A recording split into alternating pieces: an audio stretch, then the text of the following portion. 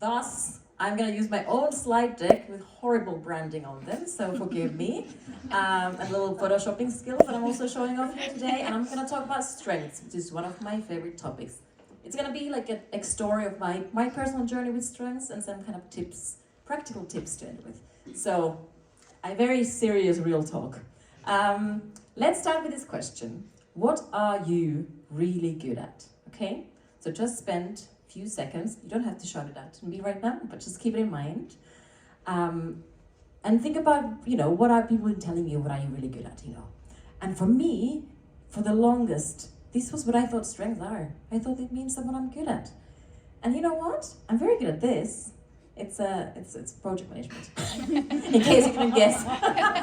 Very good. Like, I also done a lot of events, event management, project management, planning, organizing, all that. And I was doing this for years, and for some really cool companies like Uber, or the bird that died and turned into X, or Nokia. I'm from Finland, so of course I used to work for Nokia as well.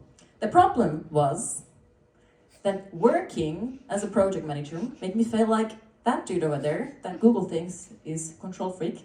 It's what you get when you Google control freak. You get him. So I wasn't really enjoying my work. Then about 6 years ago, I discovered this man. We got married, had 2 kids. Doing a stand-up show here. He's Marcus Buckingham. If you don't know him, he's written lots of books. He used to work for Gallup. 2 books that I recommend is The 9 Lies About Work and The Standout. And he is crazy about strengths, right? Gallup is the one who developed the Strengths Finder, if you all know that one, right? And I discovered him. And you know what? He's telling us the strengths are not about ability. They're not just about if you're good at something. Strengths are about the feeling, right? It's an activity that strengthens you. It draws you in, it makes time fly by. It makes you feel strong. Now you get the reference to the superpower thing. It's about the feeling, right? And this for me was a huge game changer. So what I did in my old company 6 years ago, I was like, okay, I'm enough of this project management. I want to try to do something different. So I volunteered to run a workshop. That's a little sign there. I was surrounded by people who were native English speakers. They were excellent performers, stand-up comedians, and I knew that I was nothing compared to them. I was the awkward Finn, But I was like, I really want to do this. And you know what? This is how it made me feel, right? I really felt alive. I felt energized. And I really felt more like myself, not like the crazy control freak did, right? And I'm also doing this here now, volunteering. So clearly, it is something I enjoy doing. What I like about this approach is that you define and you can share with everyone else what your strengths are, right? Because only you're the one who knows how you feel when you're doing those activities, right? Then others can judge you if you're good at it. Fine. Then on my strengths journey, I continued for Marcus, moved on to another person called Capfinity, it's a company, and their strengths profile. And what I like about their approach is that they're actually combining now these different elements. So they talk about performance, so for me it's the ability. Then they talk about whether it's energizing or not, it's about how you feel. And then they talk about how often you're using it. And then you talk about your authentic self.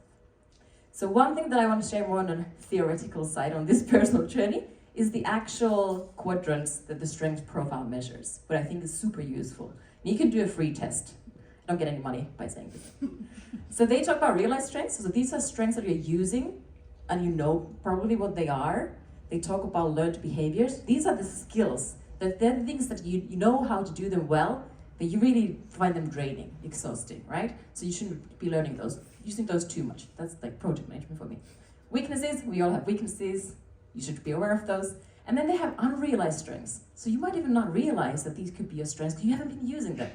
So it's really used for development plans, Quick mentioning about the weaknesses, because there will probably be a question about the weaknesses. Yes, you should be aware of your weaknesses, but instead focus on developing your strengths, right? That's the idea of the whole strengths page approach. It's much, much faster for you to develop your strengths and your weaknesses. It's much more rewarding. You're much more excited about doing it. And then you should be partnering up with people whose weaknesses are your strengths, etc., right? So the diversity buzzword comes in, and it makes all sense. And we can't be good at everything, no matter what your mom tells you. I got probably 10 seconds left. So this is now the practical key takeaways. How can you start discovering your strengths? Well, first, really you need to be reflective and mindful about how do you actually feel about doing these different things and activities. Keep a journal, maybe. Really try out different things. We really don't know. We learn by doing. L&D phrase there. You really have to try something so you know. I really recommend taking these strengths tests. I think they're great for self-reflection. And you can always also ask feedback from others and also very openly give it to others, right?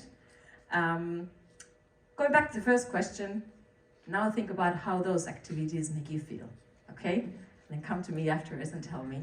Thank you, everyone. There's a little thank you slide.